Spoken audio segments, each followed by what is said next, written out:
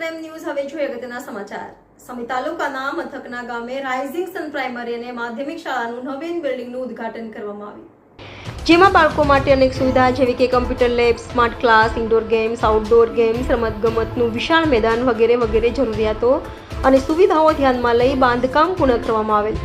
ત્યારે બાંધકામ થયેલ બિલ્ડિંગનું ઉદ્ઘાટન આમેના એજ્યુકેશન ટ્રસ્ટના ટ્રસ્ટી અને પ્રમુખ ઇમરાન ઇસ્માઇલભાઈ સૈયદના હસ્તે અને આચાર્ય શ્રી પરસોત્તમભાઈ પરમાર, સમાજ અગ્રણી શ્રી મુસાભાઈ સૈયદ, તાલુકા પ્રમુખ સંજયભાઈ મુસ્તફાભાઈ, મેમણ શાળામાં અભ્યાસ કરતા બાળકોના વાલીઓ તેમજ ગ્રામજનો મોટી સંખ્યામાં ઉપસ્થિત રહ્યા હતા.